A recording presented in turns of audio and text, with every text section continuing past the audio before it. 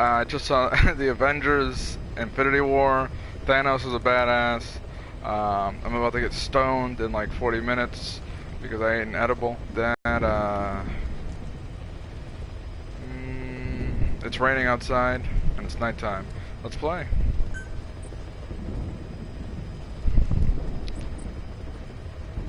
François. Deutsch.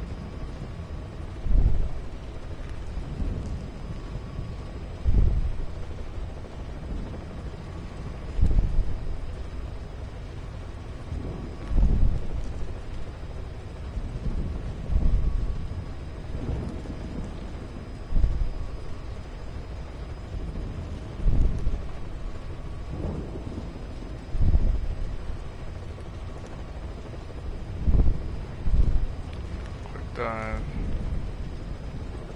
reload, hold to carry.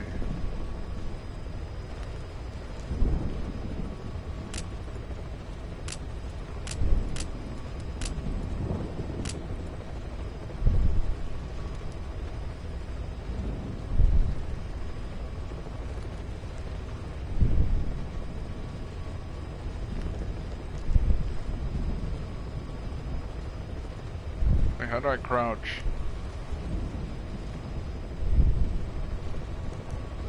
Oh, gotcha. Change stance. Okay. Open iDroid.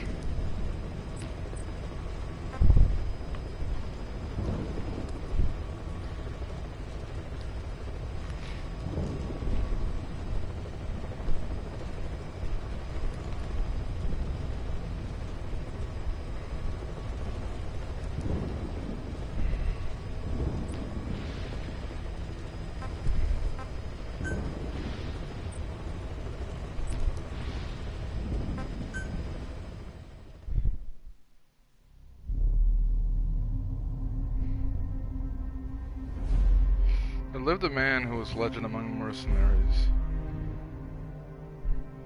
A man who put together a formidable unit of soldiers of fortune. I'm before the advent. This really makes me miss Metal Gear Solid 3. Like really bad. Like I want to play Snake Eater now.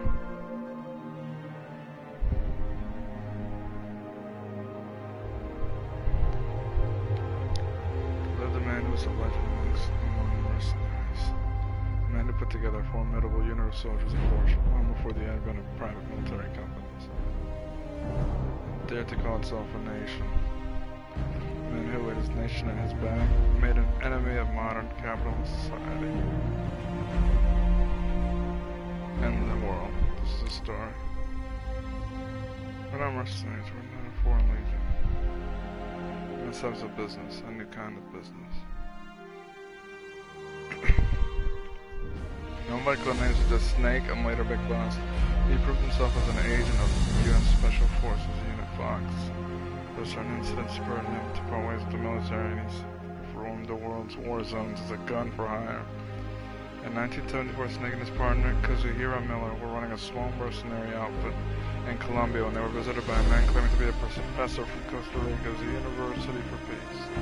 According to this professor, there have been several incidents involving a mysterious armed group in Costa Rica, a country without a military of its own. The professor was accompanied by one of his students, a girl named Paz, who had been abducted and assaulted by this group. The Professor Paz offered to hire Snake to drive the group out of Costa Rica. However, Snake saw through their deception in an instant. Oh, it was a trick.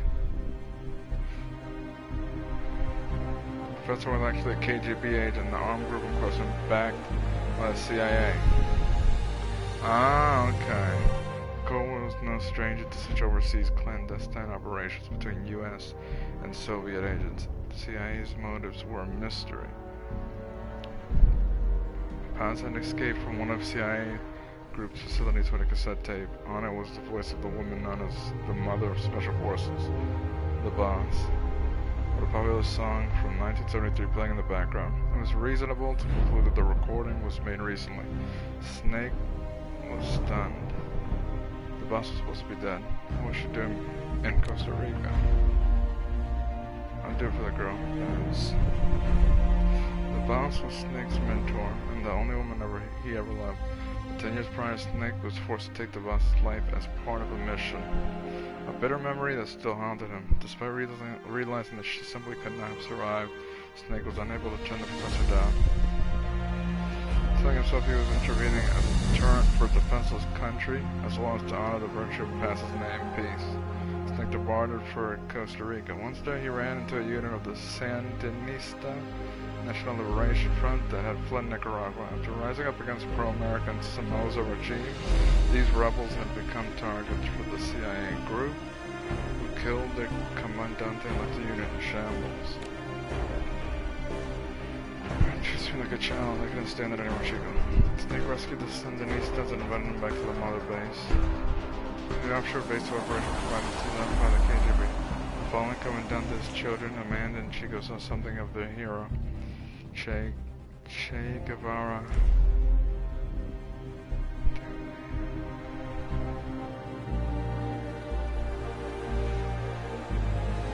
And good ally that triggered a rapid expansion of Snake's forces. However, he was still not close to discovering what the CIA was really up to in Costa Rica. I believe in peace through nuclear deterrence. Snake then encountered Huey, a wheelchair-bound scientist being forced to work for the CIA. Huey revealed the CIA's terrifying plot. They were developing a system by which, following radar detection of an enemy nuclear launch, an AI would analyze all available data and automatically execute a retaliatory nuclear strike at appropriate targets. Although designed to increase the power of nuclear deterrence, Coleman, the CIA's Central American station chief, planned to actually launch a nuke to demonstrate the effectiveness of automated retaliation. Hold on a second. They were developing a system by which, following radar detection of an enemy nuclear launch, an AI would analyze all available data and automatically execute a retaliation. Okay. Demonstration was only 5 days away. Snake rushed to the development line to stop their AI from being completed. You've left everything behind, your country, your identity, your past, and ideals, but there's still one thing you haven't let go of. Your gun? Upon infiltrating the lab, Snake was greeted by the voice from the tape. That same voice of his lost mentor. This was in fact the voice of the Retaliatory Systems AI. Its developer, Dr. Strangelove, had selected the boss, so-called greatest soldier who ever lived, as the AI's intellectual model. However, succumbing to personal obsession, Strangelove had deviated from the researcher's original purpose. Not only had she reproduced the boss's voice, she was on the verge of bringing her psyche back to life in AI form, driven by a bizarre kind of love. What if the boss could truly be revived in every detail, if only in AI form? Snake hesitated as Strangelove's idea touched his sense of loss. His guard down, Snake was immediately captured. The boss AI was completed, and Peace Walker, a nuclear-equipped walking battle tank housing this retaliatory AI system when active. I was made to fight. I am a gun. Snake fought in vain as Peace Walker prepared to fire the nuke. But in the face of catastrophe, it was ultimately a machine that saved mankind from nuclear annihilation. The boss AI sank Peace Walker to the bottom of Lake Nicaragua.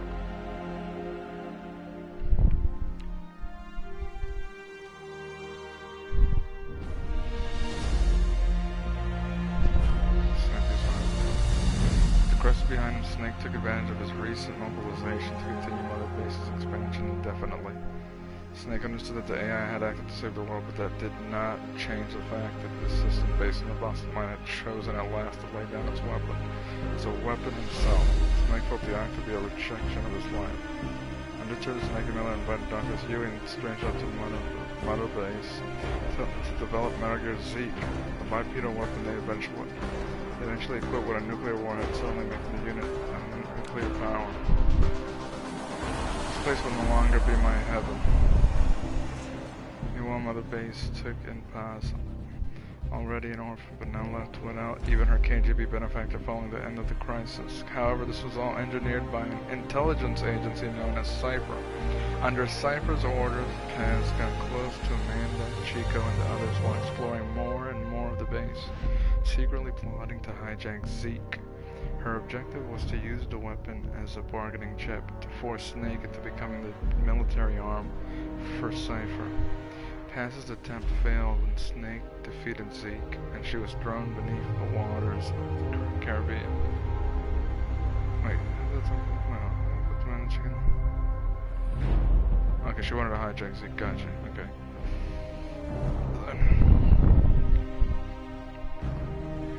It was only then that Snake learned Chico had fallen in love with her. The diary she kept while on the base was discovered several days later. It revealed a young girl torn between serving Cypher and following her heart.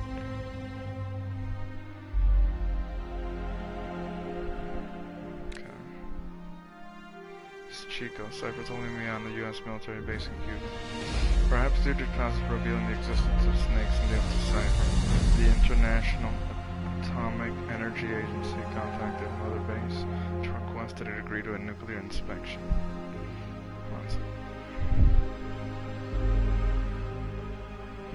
If word got out that Snake's unit had a nuclear weapon, would face severe criticism from around the world. But Huey acted on his own and formed the IAEA that Mother Base would allow the inspection. His reasoning was that as long as they kept Zeke and Snake hidden from inspectors, they could demonstrate to the international community that they were not a threat. The option to call off the inspection during expired, Snake and the operations underway. Meanwhile, Amanda deployed to Cuba to assist the saddened Denistas learned that Paz had survived. Time and Ganago were suspecting her of turning her back on the organization.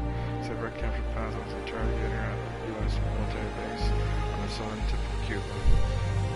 Chico learned of this and set out to save Paz by himself. It was not long before a radio message from Chico reached Mother Base saying he had been captured. I know it hurts right now, but it will all be over soon. Paz. Holy shit, don't tell me this is gonna tie into everything that's happening now. That's crazy. I know it hurts right now, but it will all be over soon. Paz. But an idea as to Cypher's true identity. Snake can now not allow what Chico and Paz knew to fall into their hands. Furthermore, if he could rescue Paz, he might be able to get information from her that would help him fight back against Cypher. On the eve of nuclear inspection, Snake made the decision to leave for Cuba. Wow. So hold on a second, so let me understand Cypher.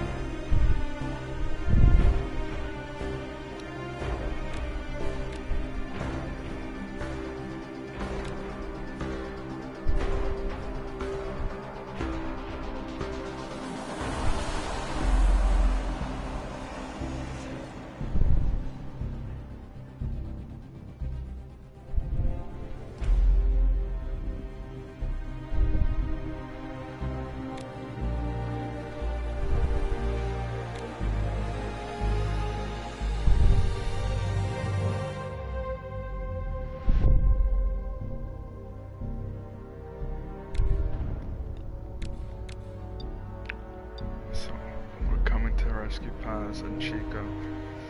And we're gonna find out who the heck is Cypher.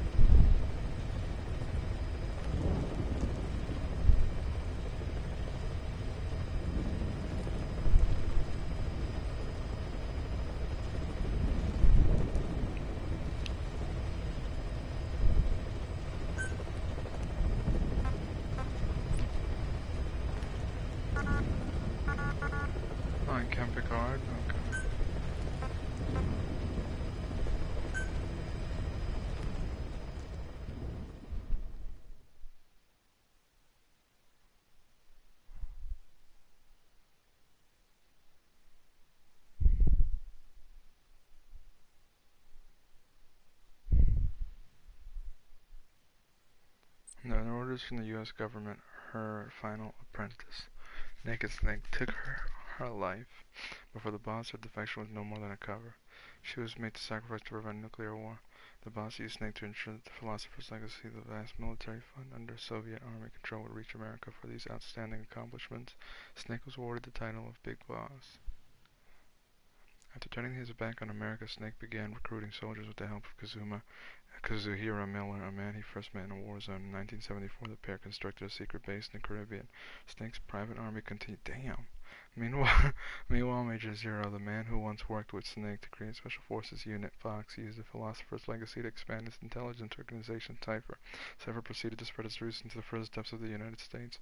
With no military of his own, Zero longed to rejoin his old comrade Snake and sent his operative Paz to make contact. Paz attempted to steal the nuclear-equipped walking battle tank Metal Gear's. Damn.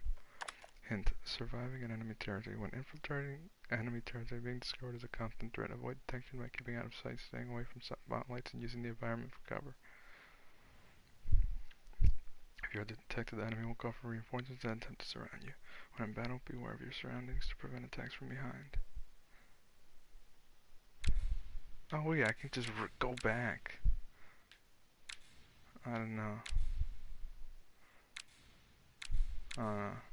Whatever.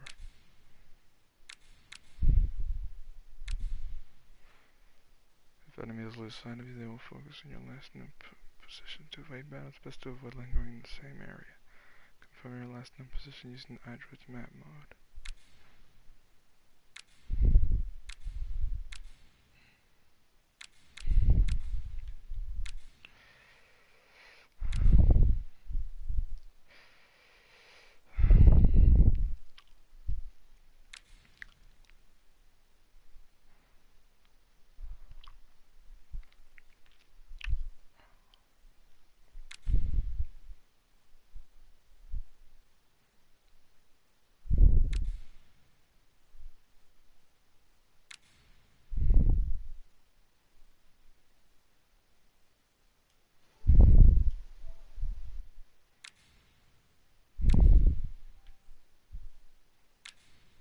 Whatever, let's go.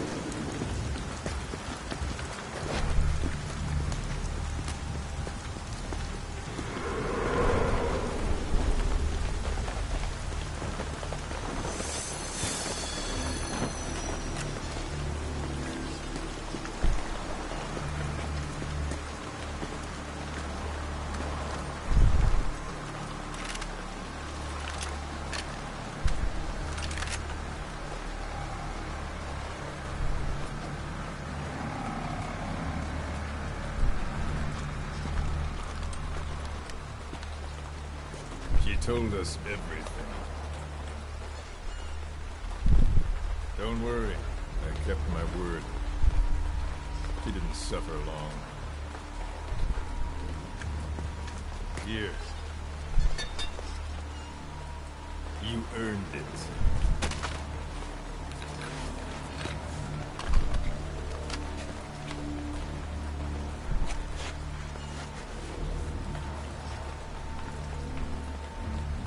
How's it feel to play the traitor?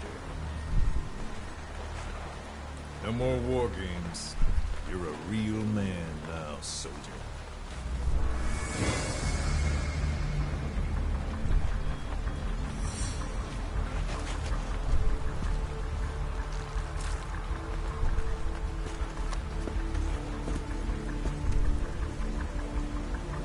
Give my regards to your boss when you get home.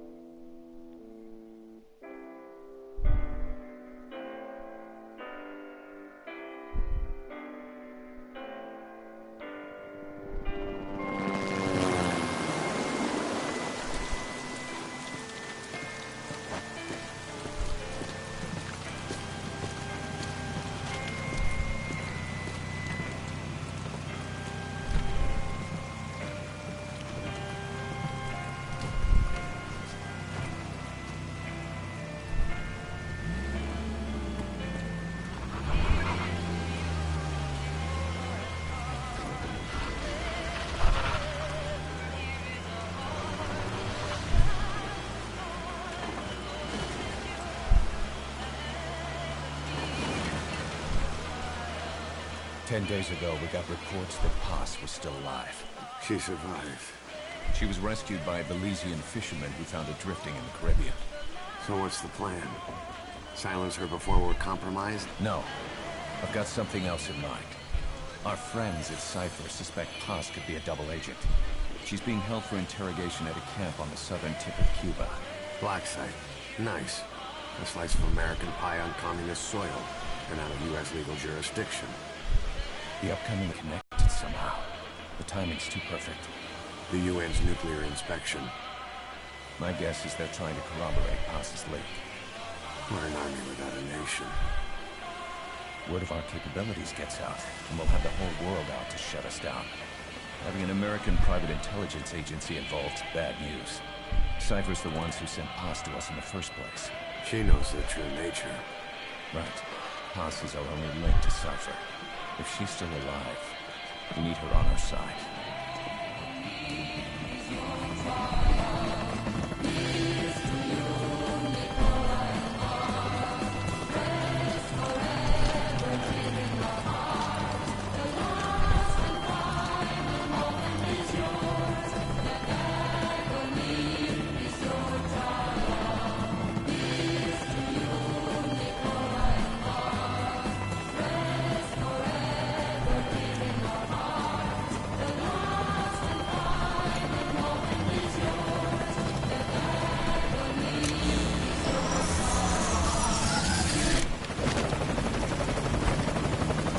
Trojan horse is in!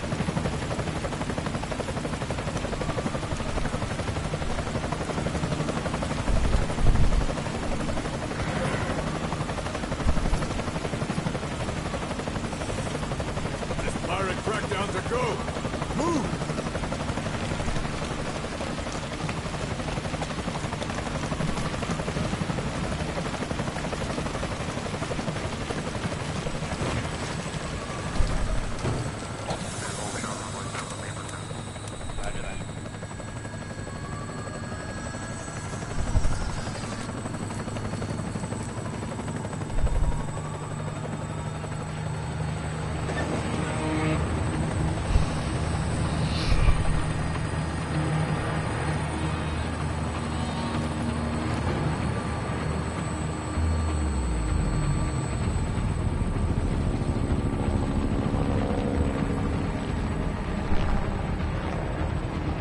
So who's the other target? That would be Chico. He's being held in the same area as Paz. Last radio contact was 40 hours ago. Find them both. Bring him back alive. Enter the compound from the south cliff. Secure Chico and Paz, then report back from the rendezvous point.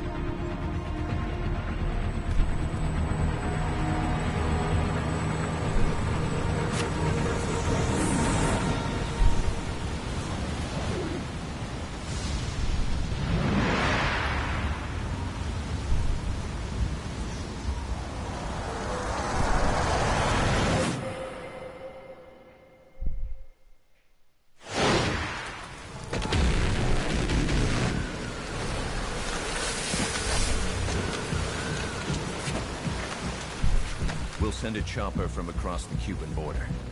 You should be back at Mother Base in time for lunch. You'll probably just miss our guests. The only catch is you go in solo. The politically sensitive nature of the mission means backup is not an option. Fine. I like some alone time now and then.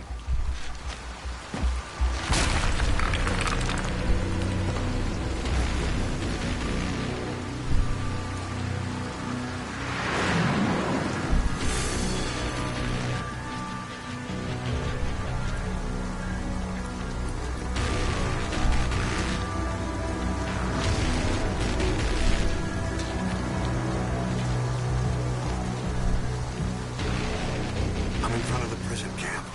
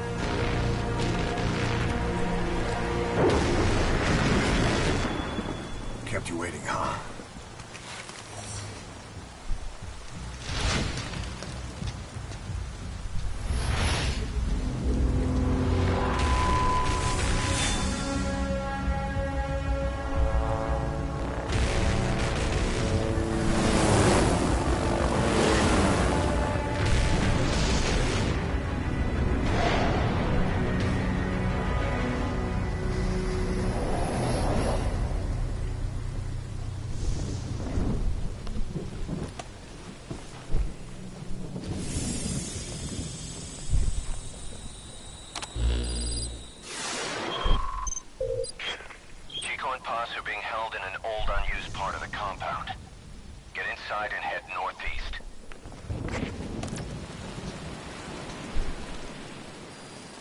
Mission info has been... This is an infiltration mission. You've got to stay out of sight. Before you go any further, use your binoculars to recon the area. We had no more than a dozen guys at Barranquilla. Some of them with barely enough gear to protect themselves. Now here we are, not 1 year later, over 300 men strong. But the way I see it, this is still our 0 hour. Once this mission's behind us, I want to pitch you some ideas about expansion. What do you see? Press the call button to get more intel. That's the refugee camp. I hear it's where they hold refugees from countries like Cuba and Haiti.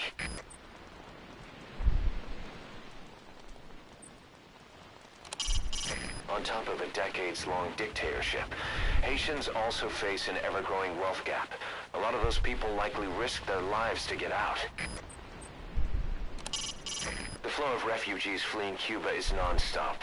Some make it to Florida, but others are caught and sent to Cuba's Little America.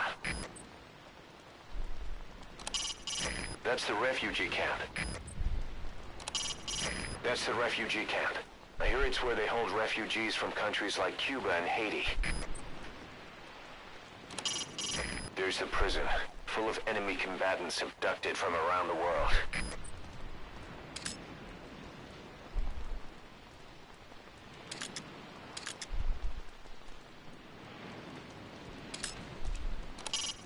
Those detainees are held indefinitely without solid evidence or trial.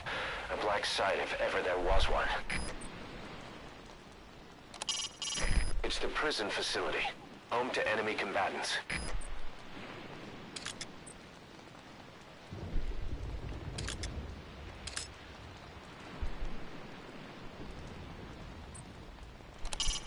That's the base's admin building. Security looks tight.